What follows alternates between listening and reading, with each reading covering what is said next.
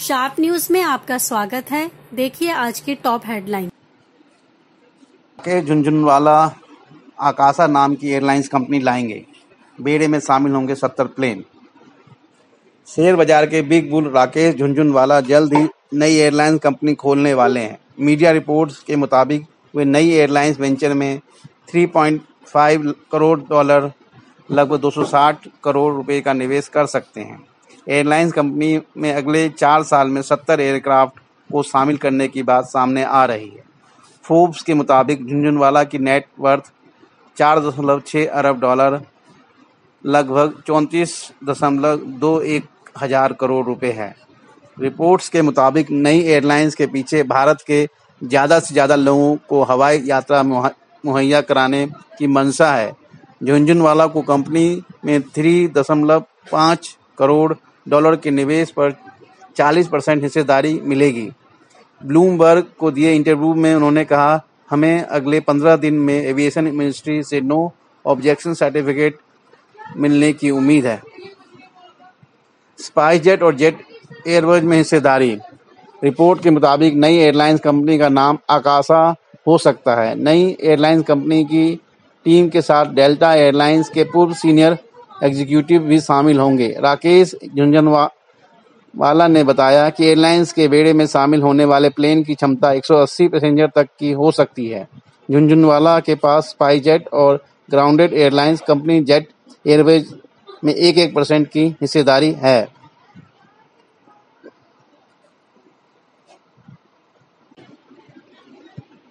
नई शिक्षा नीति को मंजूरी मिले गुरुवार को 1 साल पूरा हो गया। इस मौके पर प्रधानमंत्री नरेंद्र मोदी ने एजुकेशन सेक्टर से जुड़े लोगों, टीचर्स और स्टूडेंट से सीधी बात की। इस दौरान उन्होंने 2 बड़े ऐलान किए। पहला कि गांव में भी बच्चों को प्ले स्कूल की सुविधा मिलेगी। अब तक यह कंसेप्ट शहरों तक सीमित है। दूसरा, इंजीनियरिंग कोर्स का 11 भारतीय भाषाओं में ट्रांसलेशन के लिए टूल डेवलप किया जा चुका है।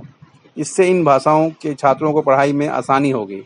प्रधानमंत्री ने नई राष्ट्रीय नीति को 1 साल पूरा होने पर सभी देशवासियों और विद्यार्थियों को शुभकामनाएं दी। उन्होंने कहा कि बीते 1 साल में आप सभी लोग, शिक्षकों, प्रिंसिपल और नीतिकार ने राष्ट्रीय शिक्षा नीति को धरातल पर उतारने में मेहनत की है। कोरोना के इस काल में सभी लाखों नागरिकों, शिक्षकों, राज्यों से सुझाव लेकर टास्क फोर्स बना कर शिक्षा नीति को लागू किया जा रहा है।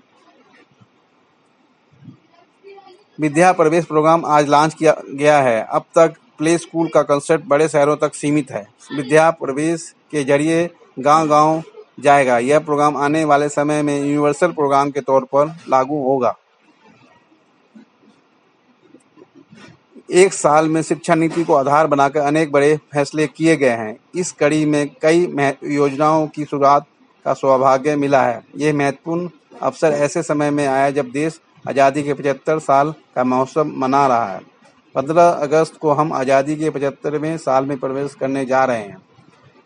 एक तरह से नई राष्ट्रीय नीति का इम्प्लीमेंटेशन आज़ादी के महत्वपूर्ण हिस्सा बन गया है।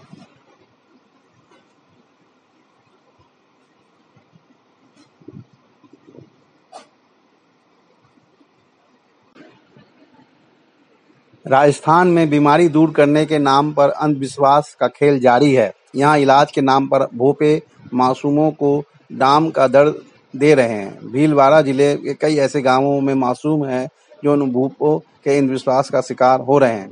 हाल ही में भीलवाड़ा में ऐसे 2 मामले सामने आए थे, जिसमें बच्चों को बीमारी ठीक करने के नाम पर उनके शरीर पर गर्म सुइयों से दागा गया था। तबीयत बिगड़ने पर अस्पताल ले गया, वहाँ चंद घंटों में ही उनकी मौत हो गई।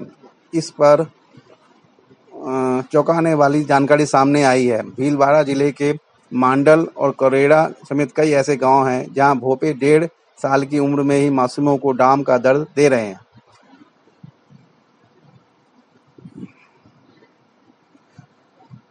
हमारी टीम ने इस क्षेत्र के गांव में कई लोगों से बात की और डाम के बारे में पूछा तो हर कोई अपना शर्ट ऊपर कर पेट पर लगे पुराने घाव दिखाने लगा। लोगों का कहना था कि हमारे गांव में यह परंपरा है कि यहाँ के लोगों ने बताया कि पीढ़ियों से यह रिवाज है कि मैंने, मेरे पिता और दादा ने भी डाम लगवाया था।